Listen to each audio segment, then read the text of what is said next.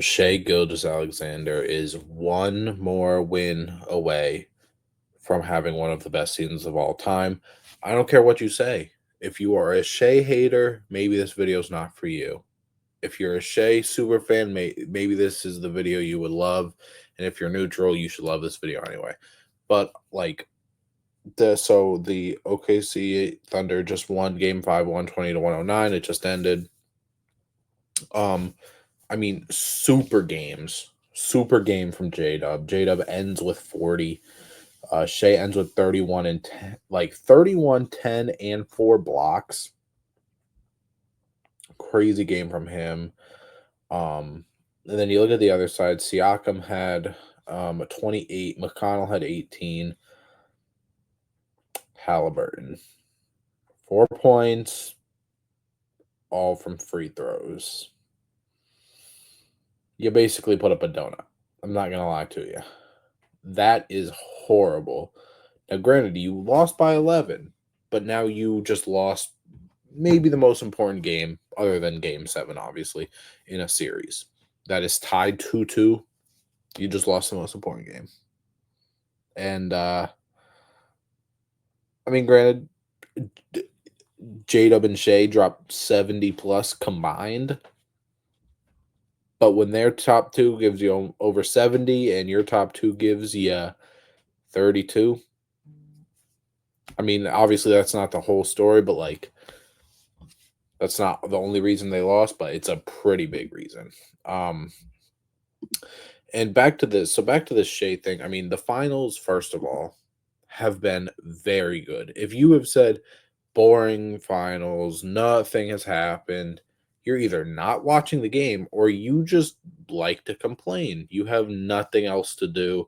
You like to complain, you like to whatever, or you're just stuck in the past where you want to see Kevin Durant, you want to see LeBron in the finals every single year and you don't get any other enjoyment because you're stubborn. If that's what it is, then sure, but new finals, sure, maybe when the finals started, it wasn't the sexiest teams. It wasn't the greatest names, whatever. But Shea, MVP, all NBA three, first team 3 years in a row versus Halliburton. I understand the Pacers side of it a little bit, but Pacers were on an amazing run even last year. And now this year they're doing the thing. Granted, they have brought the NBA Finals to Game 6. Maybe they can force a Game 7. Maybe they can win Game 6 and Game 7. But this has been a great finals. Whatever you like, I just don't understand how people won't enjoy it. I believe this has been the most competitive. This has been the best finals slash most competitive finals we have had since 2021. The Phoenix Suns and the Milwaukee Bucks year. 2022 Warriors Celtics. Yeah, that series went 6, but pretty much all the wins were blowouts. Like the Celtics won game 1 in a sort of a blowout. Then game 2, the Warriors came back. Game 3, the Celtics won, and then the rest of the time the Warriors blew out pretty much. The what was after that? The Nuggets and the Heat. The Heat were awful. They shouldn't have been. Not awful, of course. They were AC. They made the finals, but they had no chance. They shouldn't have been in the finals. Nuggets dealt with that in maybe 5. And then last year, the Celtics handled the Mavericks pretty easily in 5 as well. But with this Shea stuff, I'm gonna read. So Shea would be obviously if they win, which they need to win one out of the next 2 games, he will be one of 4 NBA players to win MVP, Finals MVP, and the scoring title all in the same season.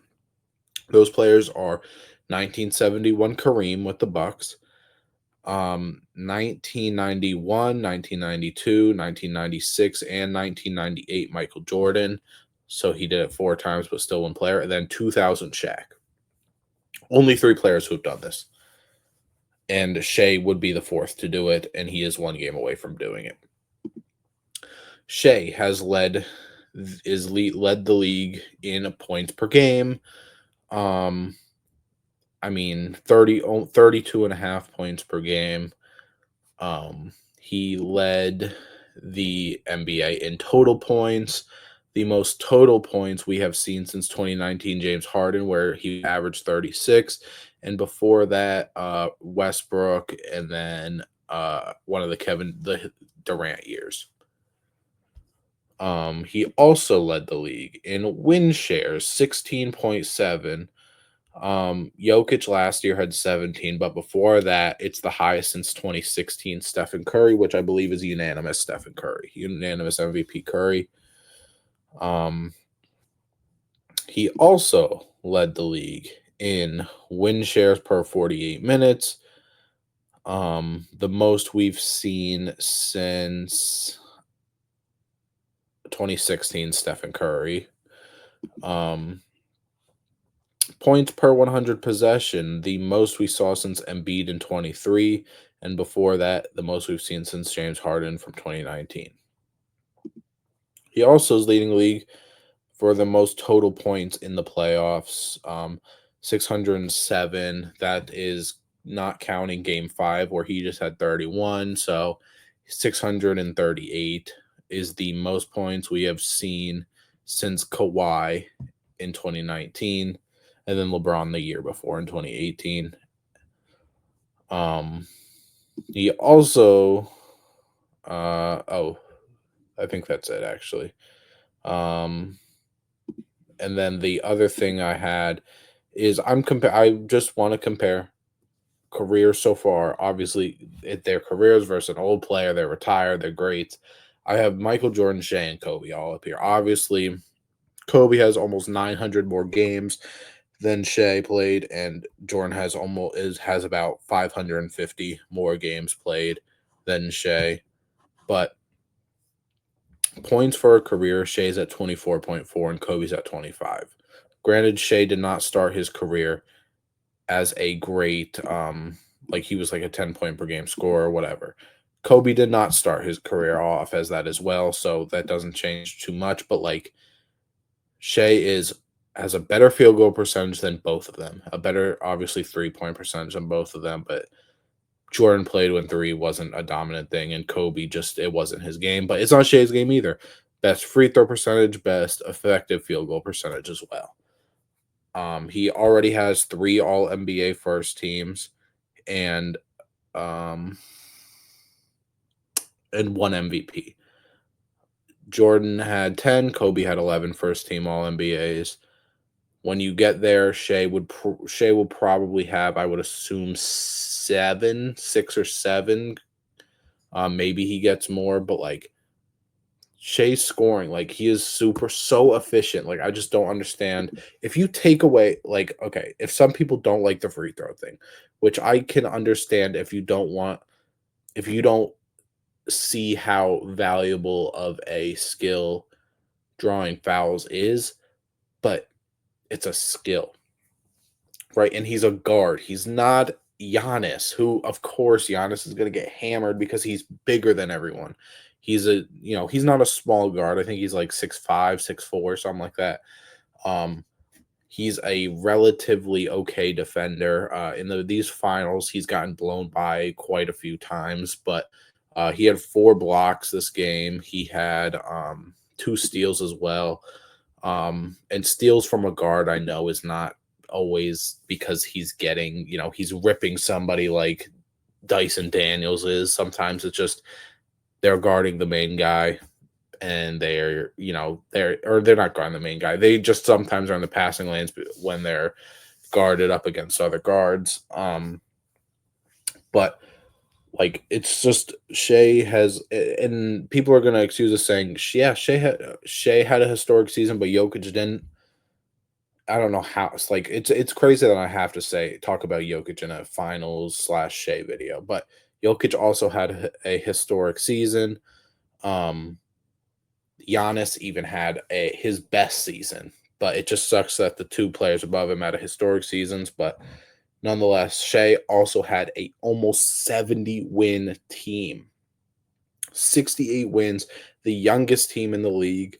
And people say if you took Shea off the Thunder, they would still be like a top 4 team, while you take Jokic off the Nuggets, and the Nuggets would be completely just missing the playoffs. I really don't think if you took this current team, you took Shea off this team, I don't think this team is guaranteed to make the playoffs. They would be better than if you took Jokic off the Nuggets for sure because they're deeper, but none of those guys over there are number one options if you take Shea out. And I don't know what that team looks like. Now, granted, I like some of these things are not even like honestly, I don't really know why I'm talking about. Like, I don't understand why these things come up. Like when you can't just give a player straight up props for doing something historic, something legendary. Now, granted, again, Shea has not won it. We are in game 5 just ended. It is 3-2, but it's just sometimes you just have to give props, man. You just have to give flowers. And again, he didn't have the great. Was that game 3 where he only had like 25 points or something? Like we say only 25 points because that's such the standard that Shea gets held to. And it's crazy that that is the standard that he gets held to and but people still want to say like he just hasn't, people still want to just talk about it. I want to see how playoffs in these finals has what Shea has done. So Shea free throws. I wanted to see free throws. So he's attempted 36 free throws in 4 games is about 9 a game. I don't see anything wrong with that because J-Dub, and I'm saying 4 games because I don't have the game 5. This website's not updated for game 5 yet. J-Dub's attempted 35. We don't hear a J-Dub has attempted one less free throw. And we don't hear a thing. It's not the OKC has 2 free throw merchants. And granted, J-Dub doesn't do this nearly as much, but I can't explain how many times I've seen the free throw stuff just in the finals alone when J-Dub's taken one less. Like I just don't get how people will just overlook things. And people will be like, "Oh, Halliburton has attempted 3. He didn't attempt any for the first 3 games." Why is that Shea's fault? Because Halliburton doesn't his game isn't attacking the rim. Halliburton's one of the better 3-point shooters in the league, one of the better perimeter pass first guys we have. They play nothing alike. And again, I've said this, I don't know how many times. It's not necessarily that Shea just gets all the calls. It's if Shea drives to the basket in a game 20 times, and he gets fouled 10 times. That's half of his a foul call gets called half the time. But if Halliburton drives to the rim 10 times and gets fouled 5 times, they are both getting fouled half the time, but Shea is doing it more than anybody in the league. And you guys know I am not a OKC Thunder fan. I am a Boston Celtic fan. It is right there. Like I don't think that the Celtics I don't think this current Celtics team would have beaten OKC. I don't think anybody could beat OKC in the finals. Now, granted, Pacers could do it, but I didn't think that could happen from from earlier in the year before the playoffs even started. There are just like they're both getting fouled half of the time and just one player's just doing it more. Of course, it's going to look like Shea is getting it more because he's doing it more than he's doing it way more than him. And those numbers obviously are fake because there's no way they're like obviously they're made up numbers, but it's just Shea, that is his game. That's what he does. He doesn't attempt threes like that. In the finals, he has attempted in the first 4 games, he's attempted 17 threes.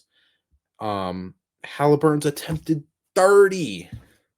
30, which means that Shea has attempted outside of 3-pointers. He's attempted 95 minus 17. He's attempted 88 or 78 shots that are not 3-pointers. Halliburton has attempted, if we take out threes, 28. He's attempted 50 more field goals. Now, again, Halliburton is more of a pass first. They don't play alike. I'm just saying best player versus best player. If you want to even say Um, if you want to even say Pascal Siakam, he's attempted 14 threes. Okay, similar threes. 55 field goals attempted, which is what? Um, that is no, but still not close. It's 41. 41 field goals that are not threes, while Shea has what was the number I said? 78? 78? Like he's doing it way more than people. So, I mean, whatever happens, it's whether they win, it's obviously going to hurt if he can't get this ring, but if he does, it's one of the best seasons I have seen. And I can't do anything but give props, but of course, if you like this channel, make sure you subscribe and like. Make sure you comment below what you think as well, and make sure you come back.